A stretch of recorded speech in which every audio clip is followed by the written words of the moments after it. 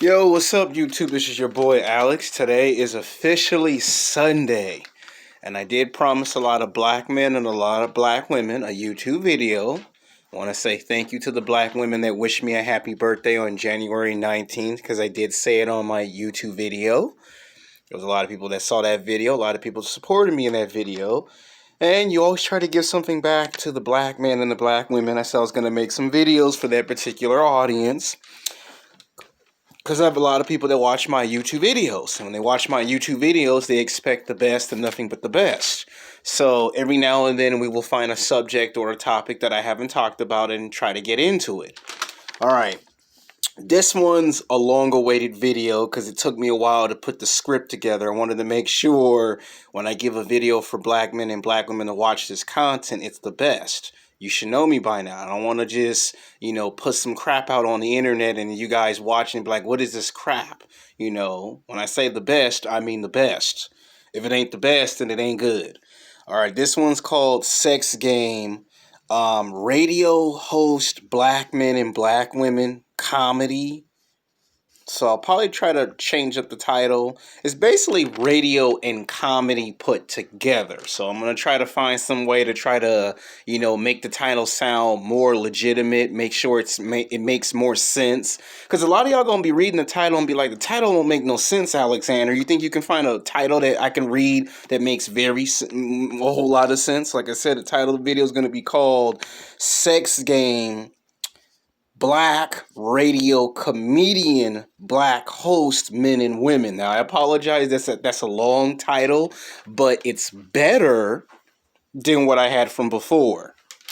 All right, coming in at number 9 is Whoopi Goldberg. You cannot mention the world's best comic comedians or radio host personality in the 1980s, the 90s, and the 2000s without mentioning Whoopi Goldberg. She is a legend. She is an icon.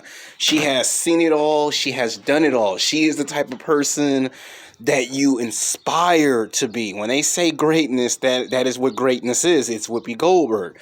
She's been in movies, television shows. She started doing comedy in the late 1970s, early 80s.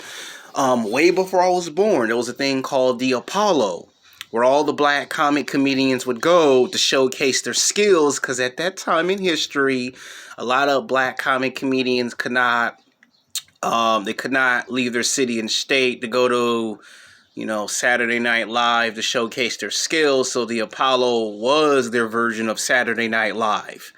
And Whoopi Goldberg was in a lot of movies. Sister Act 2. She got to be in Star Trek. She actually got to be in the movie, in an episode of Star Trek. You know how cool it is when they call you up at Paramount and say, yo, Whoopi Goldberg, we want you in the Star Trek movie. We want you in 2 episodes of Star Trek. Then she get an action figure. And then, of course, she got to be in some more movies. And she got to be highly profiled. If there's anybody besides Oprah Winfrey that's a big major influence on African Americans, it's Whoopi Goldberg.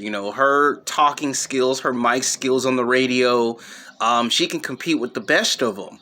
It's unfortunate that in recent years she's been underrated because all people could look at is the people that we see today on the radio, but she could hold her own with anyone. She's done things that has opened the doors for my generation to come in and do. So besides playing basketball and football and rap music, she's kind of opened the door and say, hey, you can do more things than just the same thing. And of course, she was in the movie called Color Purple with Oprah Winfrey. So they're both legends. They're both icons, both to be respected. So we got Whoopi Goldberg. And tell you the truth, she actually should be rated much higher than this. Coming in at number 8 is Yolanda Adams. She basically is a transcender. She's been doing this for like 3+ decades. Now, she's wrote books. She's been in movies, television shows. She's hosted public seminars. She's also a motivational speaker. She's opened the doors for men and women to do great things. She was, once upon a time told, you ain't got no business in radio. And she kind of like proved naysayers and critics and non-believers wrong. And you fast forward 3 decades later, she's here. And she's a pioneer because, like Whoopi Goldberg, she can kill with the best of them. She deals with more of the relationship aspect of black men and black women. Whenever someone comes on the radio and calls in and says, "Hey, I got a problem with this relationship," or A, B, and C, she kind of gets into the marriage and relationship aspect of affairs for black men and black women. And that done really good. And then later it got launched from a radio host to a radio talk show where you can now see her live and doing it. She enjoys it. She has much fun. She's another person that should be rated much higher on this list. Coming in at number 7, which will surprise me, is Nicki Minaj. She now has a radio show. She's had one for the past 3 or 4 years. She's pulled in some strong numbers. Where she might fall short in television and film, she makes up for it in radio. Now, she can do movies, she can do television, she can do rap music, she can sing, she can dance, and she likes to interact with people on the radio. And a lot of people watch her radio podcast. Now, to me, it's probably the best thing to revive her career because a lot of people pick on her because of that diss that happened like 4 or 5 years ago. Every rap artist has go through beefs and disses. But this is a good comeback for Nicki Minaj because it gives her something constructive to do. She gets to interview other female rap artists, new talent. She gets to promote people's movies and television shows on her radio show. So it's given her something to do.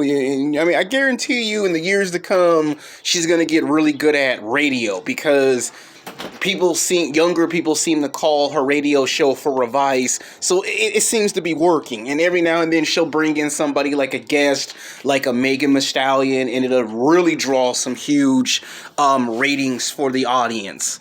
So she's having fun with radio. She got that New York, Brooklyn up in her. So I'm surprised. I'm shocked.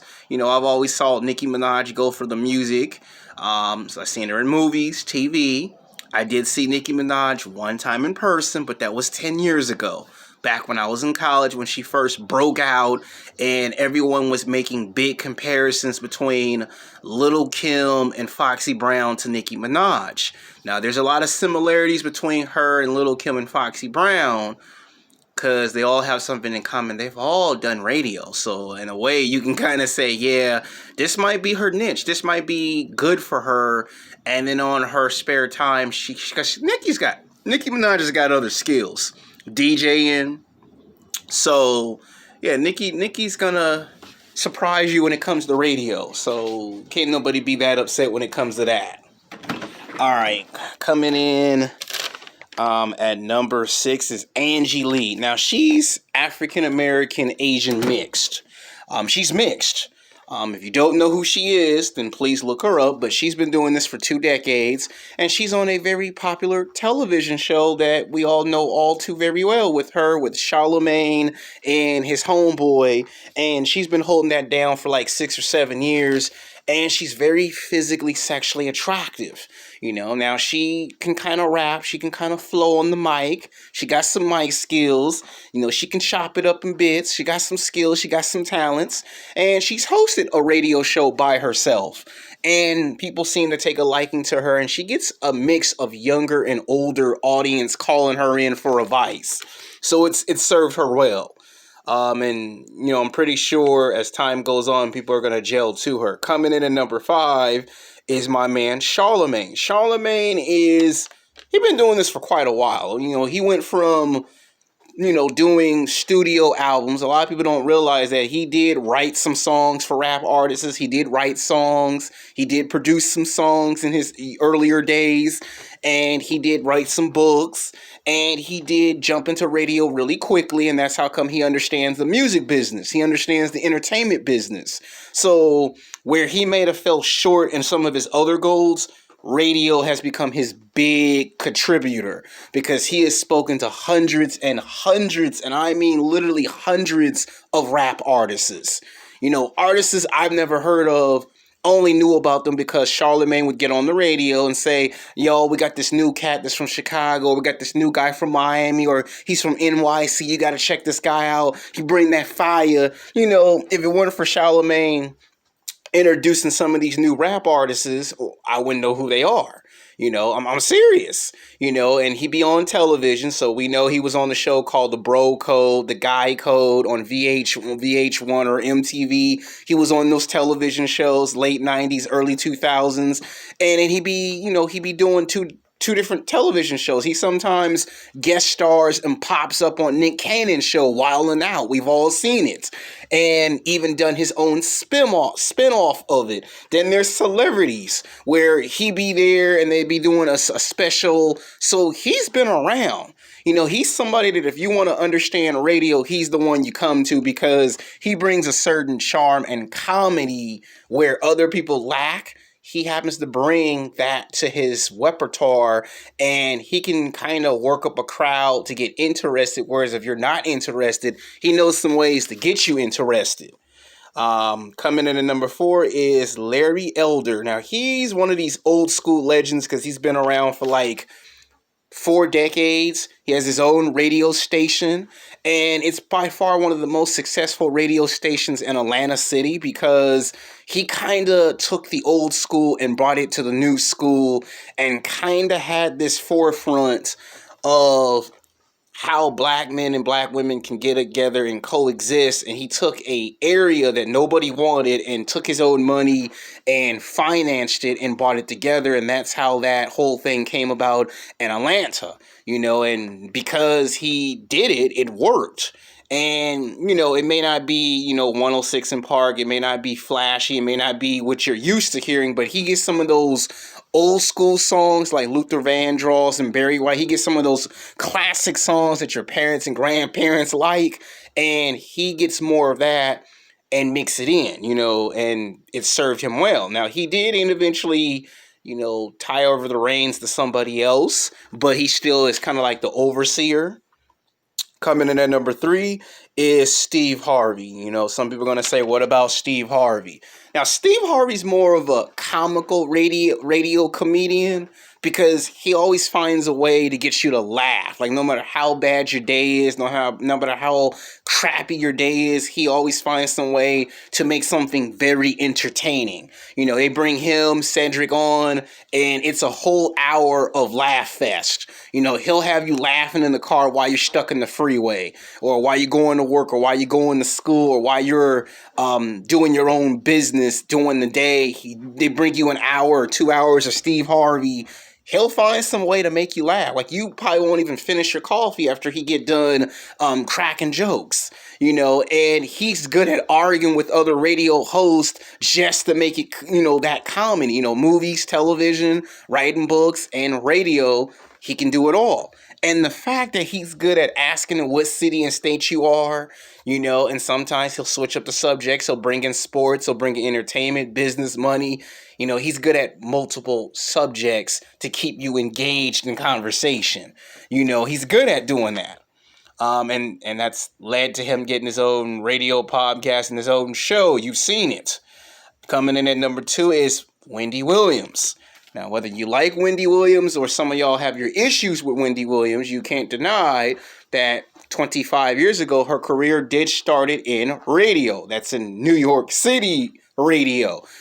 She would say, like, she would take a lot of the hardcore, edgy stuff that today you would probably get fired for saying. Like, all the stuff I would like to say, I would get fired for saying it. Like, she would say it. Like, she would take it to that extra mile. And when the radio segment would be over in an hour or 2 hours, they would look at Wendy like, Wendy, can you please come in the office?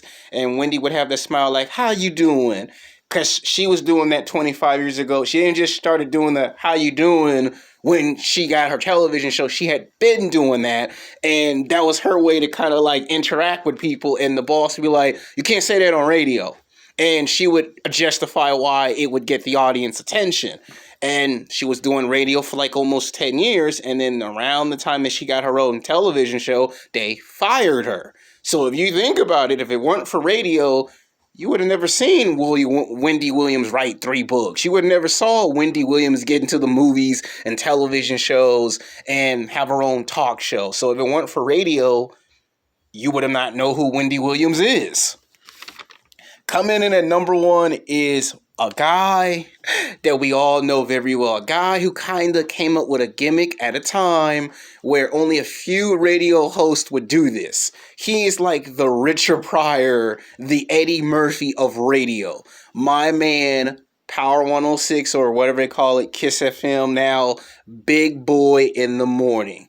Why Big Boy's number one? Because he's probably one of the few radio host comedians that do things that you don't expect him to do. What person you know calls early in the morning, random phone numbers, and pranks you in the morning on a radio show? Like, they would dare this guy to do some of the most crazy, nonsensical things, and he would do it. He would call a hospital just to see if you would be stupid enough to pick up the phone. And guess what? You'd be surprised. People would pick the phone up and he would prank call them. He would call the police department, which you got to have a whole lot of guts to do that because, you know, they send you to jail for that. He did prank call the police, IRS. He'd even trick someone into asking for 15 boxes of pizza. I remember one of my funniest moments of Big Boy in the Morning was he tricked somebody into doing 15 boxes of pizza delivery to somebody's house for payback, and the dude opened the door and the dude saw like 15 boxes of pizza and go, I didn't order 15 boxes of pizza, and he on the other line laughed. And then he's called the doctor and told the doctor that he needed surgery, and actually had the doctor set up an appointment, and then he never came to the appointment, and then the next day he comes for another appointment, and then he disguised himself up as another person. So he's good at pranking people. And to me, I feel like when he pranks people, he brings a special brand of comedy that you just don't find nowhere else, and that's led to movies, television shows. I've seen him in person like 3 times and met him 3 times. He's a nice, cool cat. He's a man of his word. You know, he's not afraid to drive by the neighborhood, speak to you for about 30 minutes to an hour, take a picture, sign an autograph. He's even given food and water to the homeless. He doesn't see himself as this super rich person that's better than everybody. He sees himself as a person that if you're a good model citizen, you can go far. So these were the people that's on my list. And